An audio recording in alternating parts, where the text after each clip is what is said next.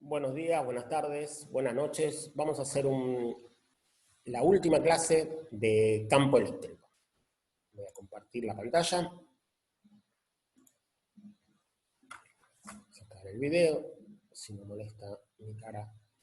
Bueno, voy a hacer una pasada muy rápida por lo que estuvimos viendo. Muy rápido. Voy a hablar rápido, así queda un video cortito. Después, si vos querés, lo pasás más despacio, retrocedés, todo lo que pasé de largo, lo volvés a ver. Empezamos con el teorema de trabajo-energía. Si vos tenés un trabajo, una fuerza conservativa que realiza un trabajo, una fuerza F que se desplaza a una distancia determinada, eso realiza un trabajo. El cambio, el trabajo ese produce un cambio en energía potencial. Si la fuerza es conservativa, se define una energía potencial, y la energía potencial va a disminuir en joules el mismo valor que hizo este trabajo, ¿no? El ejemplo más simple era ver qué pasa, por ejemplo, con el campo gravitatorio, que es una fuerza conservativa. Si tenemos un objeto que cae desde A hacia B, se está desplazando en la misma dirección de la fuerza. Entonces, el producto este escalar, fuerza por distancia, va a ser simplemente fuerza por distancia. Eso va a ser un trabajo, y la energía potencial va a disminuir cuando va desde A hacia B la cantidad de trabajo que hizo. O sea, va a ser menos fuerza por distancia. Esto lo pongo como analogía porque el campo, si dibujamos nosotros el campo eléctrico, en esta forma, de arriba hacia abajo, es muy parecido, similar, y la forma matemática, la forma funcional es la misma, fuerza por distancia con un signo menos, fuerza por distancia por un signo menos.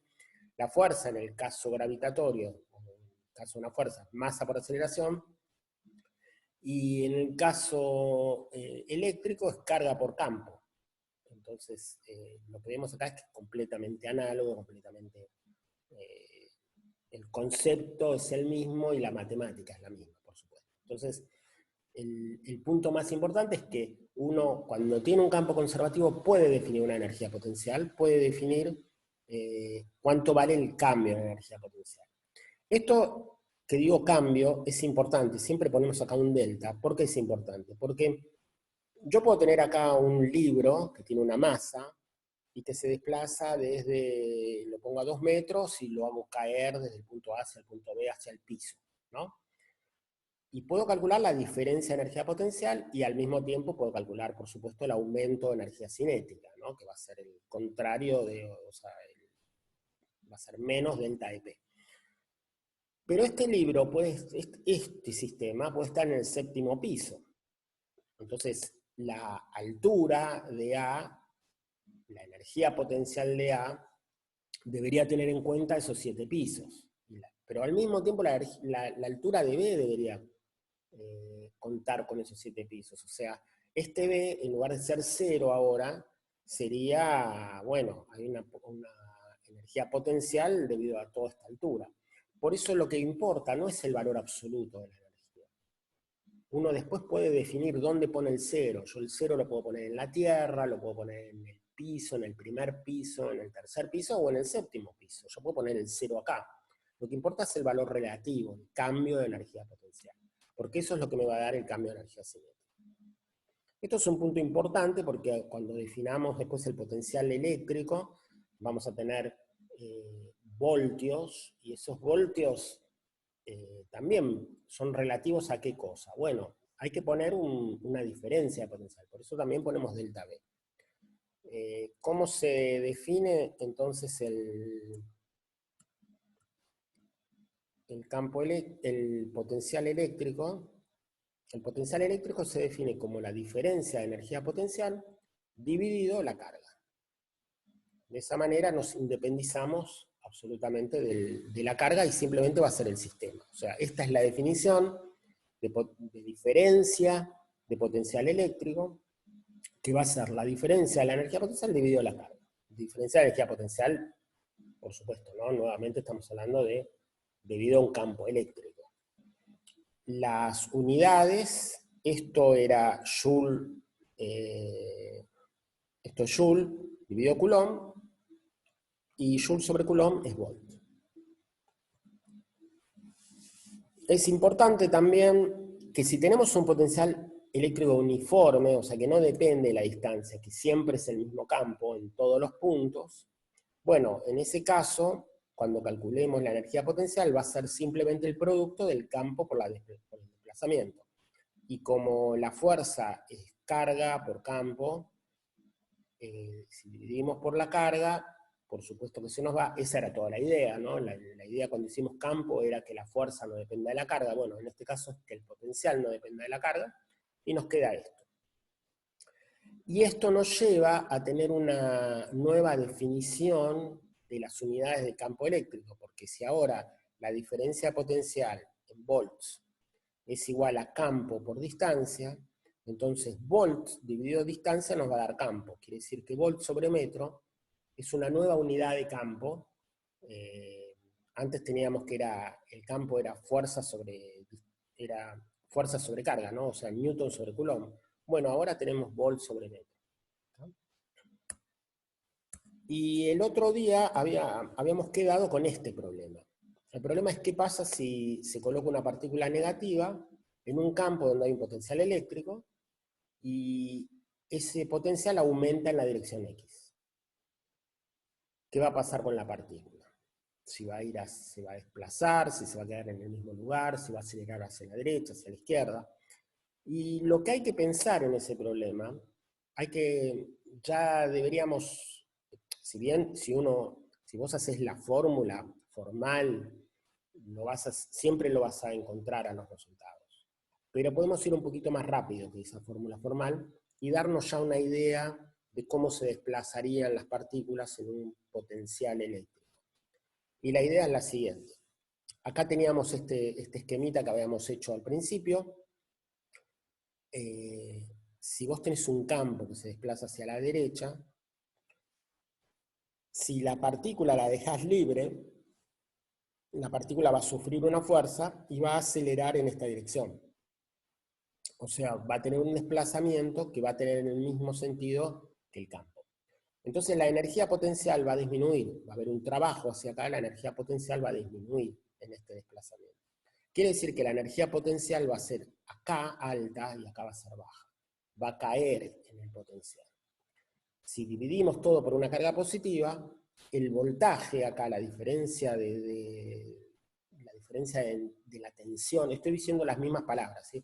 Diferencia de energía potencial, diferencia de voltaje, diferencia de tensión, caída de tensión, todo eso va a ser positivo acá y negativo acá, o sea, va a haber una bajada en el voltaje, ¿no? Esto va a tener más voltios que esto, o sea, si esto, por ejemplo, la batería fuese de 12 volts, acá habría 0 volt y acá 12, o acá habría 1 y acá 13. La diferencia sería de 12 volts, pero siempre esta más positiva que esta, mayor, no más positiva. De vuelta, esto es, lo importante acá es que sea relativo, acá puede haber más 6 volts y menos 6 volts. Lo importante es la diferencia, o sea, en relación a qué no importa. ¿Tá? Y bueno, esto me lleva a describir el primer artefacto que vamos a describir, que es una batería. No vamos a describir cómo funciona, por ahora es una caja negra. Lo más importante es que tiene dos bornes y hay una diferencia de potencial eléctrico entre esos dos bornes. Por ejemplo, en un auto va a haber 12 volts entre este y este. O sea, capaz que vos tocas este y no te pasa nada, o capaz que vos tocas este y no te pasa nada. Lo que no podés hacer es tocar con un dedo, con una mano este y con otro este, porque hay 12 volts de diferencia. 12 volts puede ser que no sea importante, pero si tenés, qué sé yo, 1000 volts, te puede llegar a pasar algo muy grave. El hecho de que si ponemos acá un conductor, una carga dentro de este conductor va a sufrir, o sea, esta diferencia de potencial va a generar un campo eléctrico entre estos dos puntos. O sea que puede ser que la carga no pueda saltar por el aire, pero si pudiera, saltaría. ¿Por qué? Porque acá hay se origina una fuerza, o sea, se origina un campo, y ese campo produce una cierta atracción, ¿no? Ahora, todo esto que estamos hablando es para una carga eléctrica positiva. ¿Qué pasa si en lugar de tener acá una carga positiva, tenemos acá una carga negativa? Bueno, exactamente lo mismo. Lo que va a ocurrir es que va a sentir una fuerza, va a sentir una atracción hacia donde el potencial es mayor. O sea, el electrón va a ir del menos al más. Cosa que está bien, ¿no? O sea, pensemos, el electrón, el menos lo repele y el más lo atrae, hace este camino. Y el protón, ¿qué haría? Y al revés, el más lo repele y el menos lo atrae. O sea, están bien estos signos en ese sentido que nos muestra las direcciones de los movimientos, ¿no? Esta batería, cuando dibujemos un circuito eléctrico, no vamos a dibujar una batería, o un cargador, o una pila. Vamos a dibujar este símbolo. Este símbolo lo que representa es una diferencia de potencial entre estos dos puntos, y la rayita más larga significa que es positivo en relación a este punto, ¿no? O sea que acá es mayor el potencial que acá.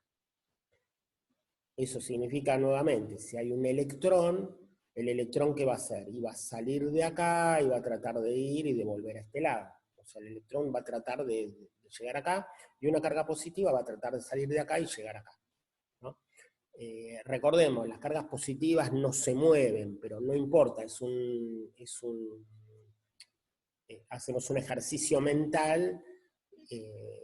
Lo vimos en una de las primeras clases, ¿no? Como supongamos que tenemos unas butacas y hay una vacía. Entonces una persona se corre. Bueno, ahora quedó la butaca de al lado vacía. Bueno, la persona de al lado se corre. Y el movimiento efectivo es personas que se van moviendo hacia la derecha, pero también lo podríamos ver con un poco de imaginación como una butaca vacía que se va moviendo hacia la izquierda. Eso es lo que pasaría con los protones, con las cargas, con los núcleos. Los núcleos son pesados y no se mueven, pero al moverse los electrones es como que nos quedan cargas positivas que se van moviendo en la dirección contraria. Acá tenemos otro ejemplo que habíamos dado. Este ejemplo te pregunta qué pasa si ponemos una carga positiva en A.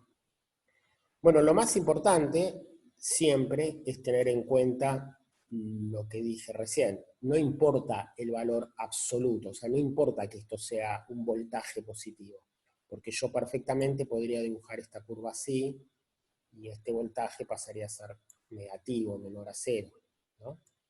Acá es negativo, ¿ven? Lo que importa es la diferencia de potencial, o sea, qué es lo que pasa en el entorno de este punto. Y en el entorno de este punto vemos que el potencial aumenta hacia la derecha y disminuye hacia la izquierda. Entonces una carga positiva se va a mover en la dirección de caída del potencial. Es como si vos pones acá un cochecito, ¿no? ¿Qué va a pasar con el cochecito? Y va a caer hacia abajo, o sea, se va a mover hacia el mínimo, va a tratar de llegar al mínimo del potencial, ¿no? La otra pregunta que había es, ¿qué pasa ahora con una carga negativa que se pone en B? Bueno, y se le da un ligero empujón hacia la derecha. Entonces, ¿qué va a pasar con la carga cuando la ponemos en B? Bueno, como es una carga negativa, lo que va a ocurrir es lo mismo que estábamos hablando, pero ahora en el sentido contrario. O sea, si tenemos una carga que está en este punto, lo que tenemos que ver es cómo es la diferencia de potencial. Y la diferencia de potencial en el entorno es hacia abajo. Ahora, un electrón, esto es al revés para el electrón, ¿no? O sea, el electrón lo que va a tratar de hacer ahora es ir en contra de esta diferencia de potencial. Quiere decir que va a ir hacia acá. Al igual que lo que ocurre con un péndulo cuando vos pones un péndulo acá, el péndulo no es que cae y se queda acá clavado, ¿no? El péndulo sigue de largo y empieza a oscilar alrededor del punto. Bueno, acá va a pasar lo mismo. No es que viene, sube y se queda en B, porque está acelerándose. Entonces llega a B con una aceleración, va a pasar un poquito de largo, va a volver, va a oscilar alrededor de B. Si hay alguna fuerza de rozamiento o algo, bueno, entonces sí, va a ir frenando. Pero en definitiva, la respuesta correcta, mientras no haya ningún otro dato, es que oscilará en torno a B.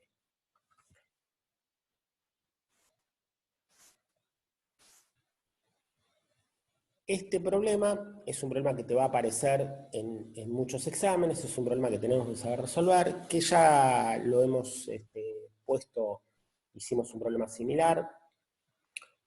Son todos problemas en los cuales tenemos dos placas y tenemos una partícula en alguna de ellas, tenemos un campo, y bueno, si tenemos el campo y la distancia, tenemos la diferencia de potencial, o si tenemos la diferencia de potencial, podemos sacar el campo.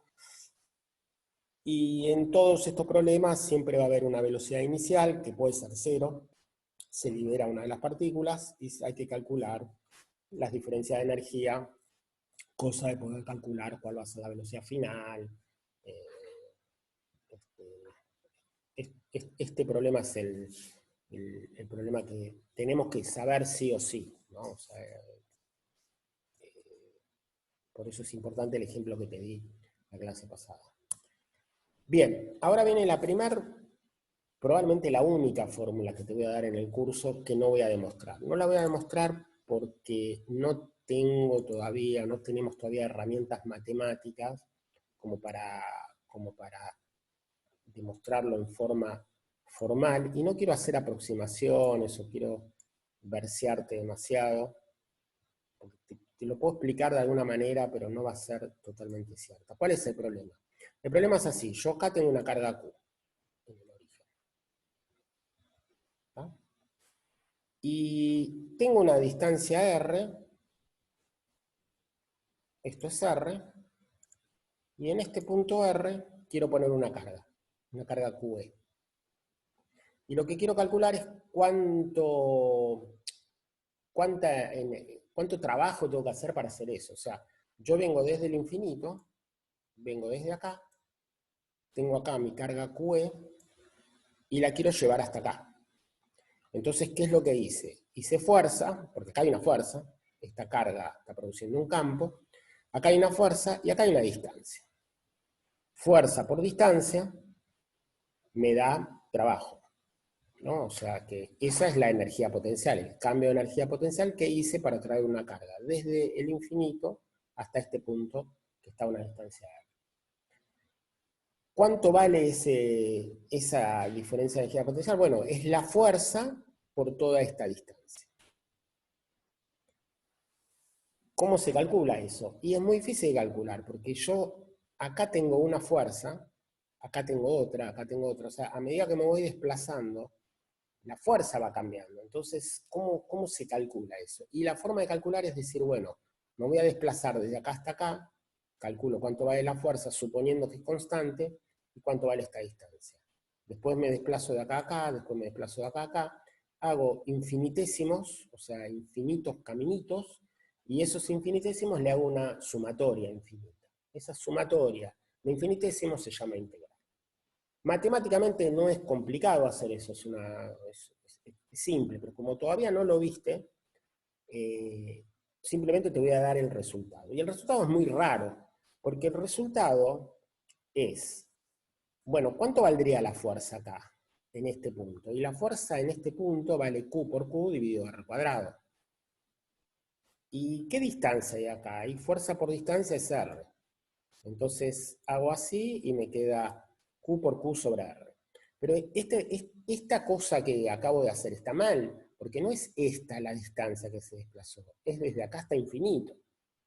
¿Tá? O sea, no, yo te muestro, digamos, que da esto con unidades, pero no hay, es un error muy grueso hacer esto así, ¿no? Porque no es que se desplazó esta distancia, viene desde el infinito. Sin embargo, este es el resultado correcto. O sea, si hacemos toda esta sumatoria, si venimos desde el infinito y empezamos a calcular fuerza por distancia, fuerza por distancia, fuerza por distancia, sumamos todo y nos da el trabajo total, nos va a dar este resultado. Al darnos esta energía potencial, podemos calcular la diferencia de potencial eléctrica, ¿no? O sea, la diferencia de potencial eléctrica sería hacer esto dividido la carga. O sea, va a ser K por Q sobre R. Y si queremos calcular la diferencia potencial entre los dos puntos, va a ser la diferencia de energía potencial entre el punto final, el potencial en el punto final y el potencial en el punto inicial. El potencial en el punto final es K por Q sobre R, el potencial en el punto inicial es K por Q sobre R en el infinito, esto es muy grande, o sea que esto se va, me va a dar 0, y eso significa que la diferencia de energía potencial entre acá y el infinito es K por Q sobre R. Nuevamente, esto que estoy haciendo acá no es una demostración, ¿tá? Es una fórmula que hay que aprender de memoria. O sea, ¿cuánto vale el potencial eléctrico en este punto debido a una carga puntual? Vale K por Q sobre R. Nosotros ahora, bueno, en principio, la diferencia entre el campo y el potencial, acá la podemos ver clara, ¿no? El potencial eléctrico decae, debido a una carga puntual, va a ser K por Q sobre R cuadrado. Y decae muy rápido, porque tiene un R al cuadrado en el denominador. El potencial eléctrico en lugar del campo es K por Q sobre R. O sea, decae, pero más lento. Es proporcional a 1 sobre R. Y si tenemos una carga y queremos ver cuánto vale el potencial eléctrico debido a esa carga, en un punto P, la forma de calcularlo es K por Q1, esta es la carga Q1, dividido la distancia hacia ese punto. Dividido. Entonces, antes sabíamos calcular el potencial eléctrico en un punto debido a una carga puntual, que era K por Q dividido R cuadrado. Ahora el potencial eléctrico, en vez del campo eléctrico, es K por Q dividido R. Si queremos calcular cuánto vale la energía potencial, poniendo una carga Q2, ¿no? Y bueno, simplemente antes, si queríamos calcular la fuerza que sufre la carga Q2 debido al potencial ejercido por la carga Q1, bueno, lo que hacíamos era K por Q por Q1 por Q2 dividido R cuadrado. Ahora es lo mismo, si queremos calcular la energía potencial que tiene esta carga acá, es K por Q sobre R. O sea, en definitiva es exactamente análogo a lo que hacíamos con un potencial, ¿no? Ahora, ¿qué significa esta energía potencial? Bueno, lo podemos ver como la energía potencial de este par. O sea, acá hay un par que está capacitado para realizar un cierto trabajo, para realizar un cierto cambio de energía cinética. O podemos ver también cuál es la energía que necesitas para traer una carga desde el infinito y depositarla acá. Es análogo. Podemos calcular ejercicios. Antes nosotros calculábamos el campo eléctrico en el punto P. Bueno, ahora podemos calcular la energía potencial en el punto B. O podemos calcular el potencial eléctrico en este punto, ¿no? ¿Qué es lo que hay que hacer? Y hay que sumar el potencial debido a esta carga, etcétera, etcétera. Ahora es un poco más fácil, porque no es una suma vectorial. Ahora no hay que, simplemente hay que mirar las distancias, y hacer K por Q1 sobre R1, K por Q2 sobre R2, etcétera, etcétera. Lo que sí hay que tener en cuenta son los signos, ¿no? Por supuesto, porque esto va a producir un potencial negativo, positivo, así que hay que sumarlo con los signos correspondientes, pero ahora no es más una suma vectorial, son todos escalares, es más fácil. Acá hay un punto muy importante, que es el siguiente. Supongamos que tenemos dos puntos. Tenemos el punto A y el punto B.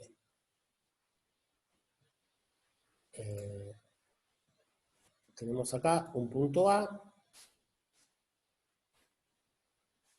y tenemos acá un punto B.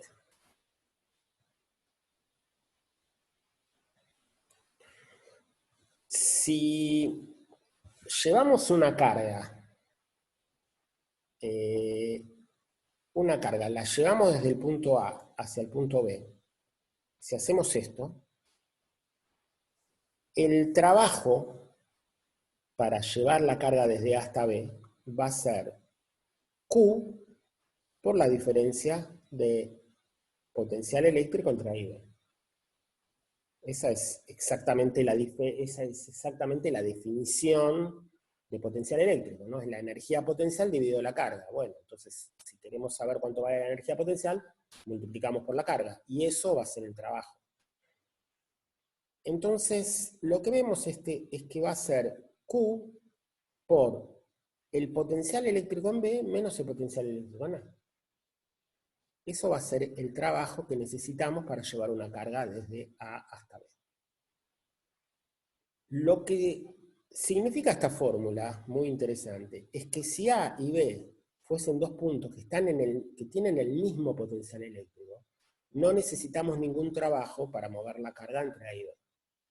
O sea, que cualquier punto, todos los puntos que tienen el mismo potencial eléctrico, si tenemos, por ejemplo, todos estos puntos acá, que están en el mismo potencial eléctrico, podemos desplazar una carga por toda esta curva, y no vamos a hacer ningún trabajo al hacer ese desplazamiento.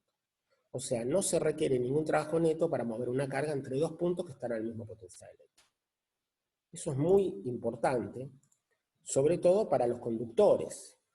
Nosotros sabemos que hemos visto que en un conductor todas las cargas se van a ir a la superficie. ¿Por qué? Porque se repelen, tratan de estar lo más lejos posible una de la otra, y bueno, no pueden ir más lejos que a la superficie del conductor. Esto es un conductor, ¿no? Sabemos también que el campo eléctrico dentro del conductor tiene que ser nulo. ¿Por qué? Porque si el conductor está en un equilibrio estático, no puede tener un campo natural adentro del conductor, porque en el momento en que tenga un campo, las cargas se van a desplazar y lo van a neutralizar ese campo. O sea, si hay un electrón que hay una diferencia de potencial en algún punto y el electrón dice, yo me veo atraído, en 10 a la menos 8 segundos, 10 a la menos 10 segundos, el electrón enseguida va, para nosotros es instantáneo. O sea, enseguida el electrón se va a desplazar y va a dejar de existir esa fuerza. O sea, no puede haber un campo eléctrico dentro del conductor. Por otro lado, también vimos que el campo eléctrico en la superficie tiene que ser perpendicular a la superficie. ¿Por qué? Porque si llega a haber alguna componente del campo eléctrico que sea paralelo a la superficie, el electrón, las cargas, se van a desplazar y van a neutralizar ese campo. O sea, lo único que nos va a quedar es un campo que sea perpendicular a la superficie. ¿Eso qué quiere decir? Que si yo tengo dos puntos dentro de la superficie, A y B, que pertenecen a la superficie del conductor, si yo me desplazo por la superficie, voy de A hacia B, estoy haciendo un desplazamiento que en todo punto es perpendicular, o sea, toda esta trayectoria es perpendicular a la fuerza. O sea, el campo eléctrico siempre va a ser perpendicular a la trayectoria, porque la trayectoria está en la superficie y el campo es perpendicular a la superficie. Entonces, cuando haga el producto de fuerza por distancia, me va a dar cero, porque es fuerza por distancia por el coseno del ángulo. El coseno de 90 grados es cero. O sea, que todo desplazamiento que se haga dentro de la superficie no va a tener ninguna diferencia de energía potencial. Quiere decir que todos los puntos de la superficie están al mismo potencial eléctrico. O sea que si yo mido con un voltímetro, mido cuántos voltios hay en este punto, y va a haber lo mismo que en este, que en este, que en este. Todo el conductor va a estar al mismo potencial eléctrico. Por otro lado, tampoco va a haber una fuerza eléctrica si yo me desplazo desde acá hasta acá, porque no hay ningún campo eléctrico dentro del conductor. O sea que también adentro del conductor va a estar al mismo potencial eléctrico que en la superficie. O sea que todo el conductor, adentro, afuera, todo va a ser el mismo potencial eléctrico. Eso es importante Y también es importante definir cuáles serían las superficies equipotenciales, o sea, cuáles serían todas las superficies por las cuales yo me puedo desplazar, una carga se puede desplazar sin, sin hacer ningún trabajo. Bueno, para una carga puntual, las superficies equipotenciales son esferas. Acá, si tenés una carga, esa carga se puede desplazar por esta esfera, por toda la esfera, sin sufrir, sin hacer ningún trabajo. ¿Por qué? Porque por toda esta trayectoria, acá, por ejemplo, en este punto, el campo eléctrico es radial. Va a estar en esta dirección, acá va a estar en esta dirección. O sea, siempre se va a desplazar por la superficie perpendicular al campo eléctrico.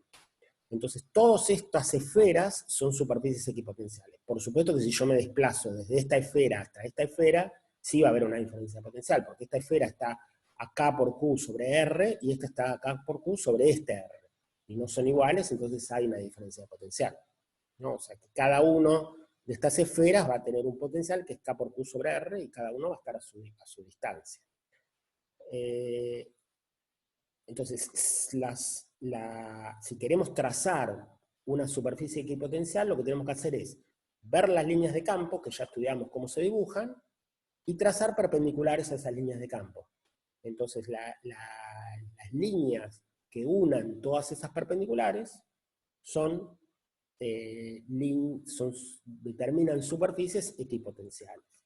Para el caso de un dipolo eléctrico, por ejemplo, bueno, trazamos acá la perpendicular a este campo, perpendicular a este campo, perpendicular a este campo, hacemos así y tenemos una superficie equipotencial. Y acá tenemos otra superficie, o sea, todas estas son superficies que tienen el mismo potencial eléctrico. Acá tenemos una superficie equipotencial muy particular. Fíjate que acá es perpendicular al campo, acá es perpendicular al campo, perpendicular al campo, o sea que toda esta superficie va a tener todo el mismo potencial eléctrico. Y este es el problema, es un problema muy importante, porque nos va a ayudar a entender un poquito el funcionamiento del pararrayos. Este problema es así: tenemos un conductor que tiene son dos esferas conductoras. Una tiene un radio grande, R1, 4 centímetros, esta tiene un radio chiquitito, 2 centímetros. Y lo más importante es que están unidas, la distancia es muy grande, pero las conectamos con un cable conductor. ¿Qué significa eso? Que esta es una esfera conductora, esta es una esfera conductora, este es un cable conductor, todo esto es un conductor, o sea, las cargas se van a poder desplazar por todo este sistema y se van a poder desplazar sin hacer trabajo. Y eso implica que todos los puntos de todo el sistema están al mismo potencial eléctrico. La pregunta que nos está haciendo, bueno, nos dice cuánto vale la carga Q1 esta, nos pregunta cuánto vale el campo eléctrico en 1, el potencial, y nos pregunta cuánto vale el potencial y el campo en 2. O sea, nosotros sabemos la carga en 1. Bueno, el campo eléctrico en este punto es muy fácil de calcular, porque sabemos la fórmula, ¿no? Es K por Q por dividido R1 cuadrado. Ese sería el campo eléctrico en el punto 1. Y también sabemos calcular el potencial eléctrico en 1. El potencial eléctrico es K por Q1 dividido R1, no dividido R1 cuadrado. Esas son las dos fórmulas que tenemos que saber. Entonces sabemos en este punto, en toda la esfera, sabemos calcular el campo y el potencial. Pero el potencial eléctrico es el mismo en todo, no en la esfera, en todos los puntos de todo este cuerpo. O sea que también es el mismo potencial que hay acá.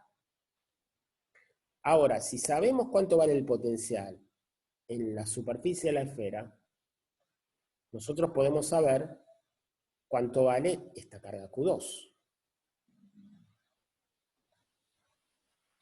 ¿Por qué podemos saber eso? Y porque el potencial acá es Q2, K por Q2 dividido R2.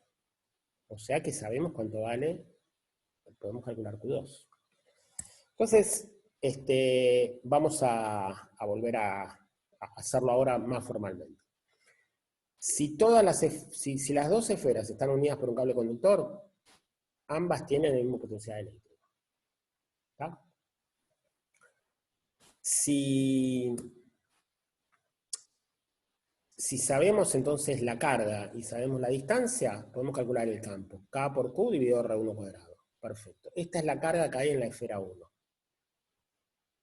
El potencial en la esfera 1 lo calculamos con esta fórmula que te la dije, que no te la iba a demostrar, pero es la única que tenés que acordarte. Así se calcula el potencial de una carga puntual. Se calcula K por Q dividido R1.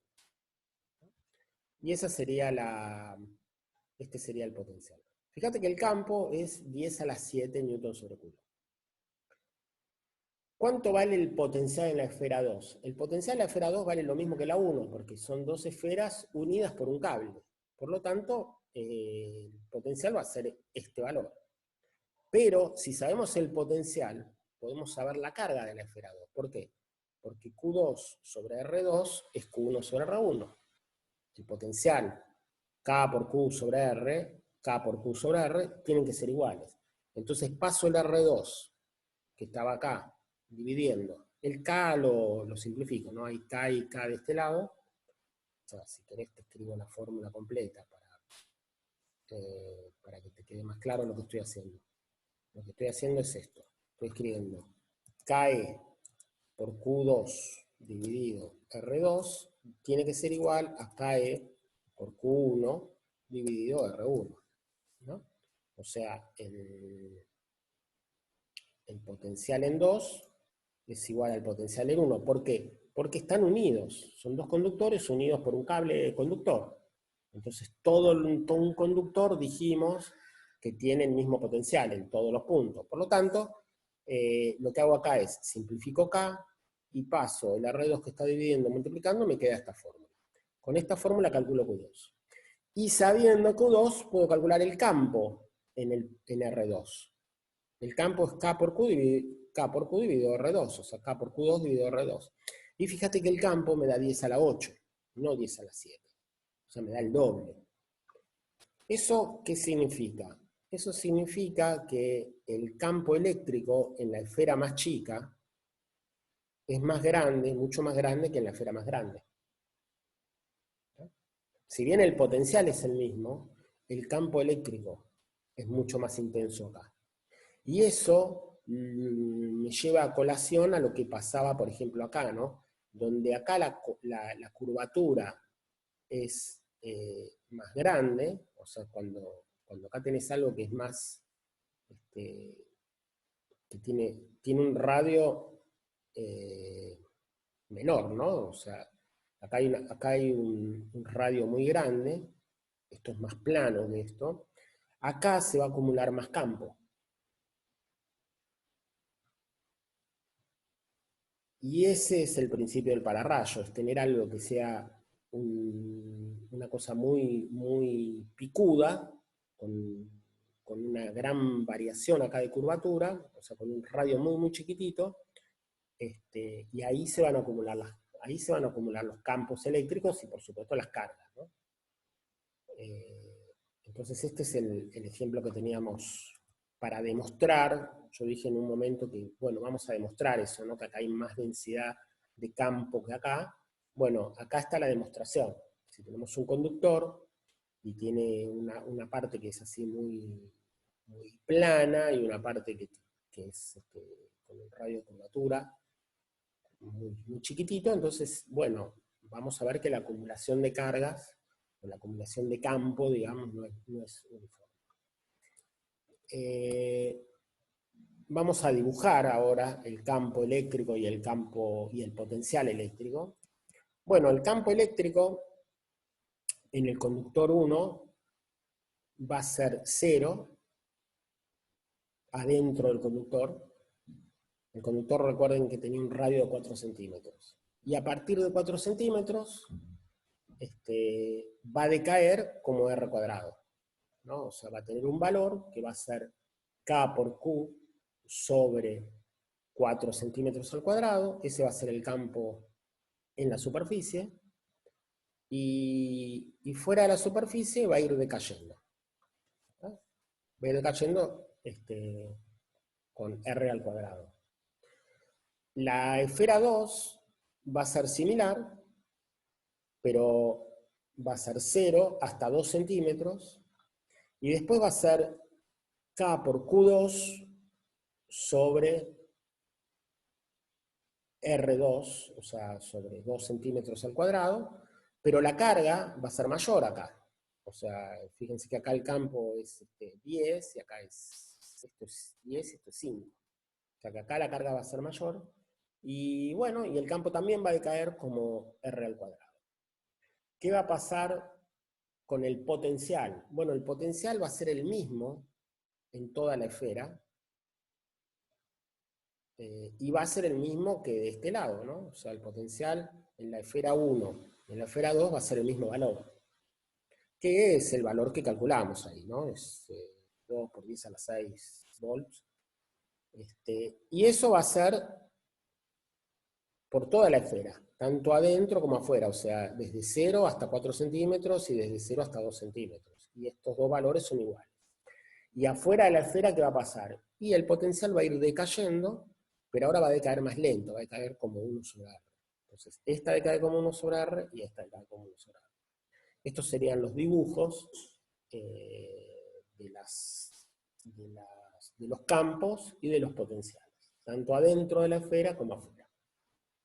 Bien, con esto terminamos entonces el tema de potencial eléctrico, y la clase que viene vamos a empezar con otro tema que es capacitor.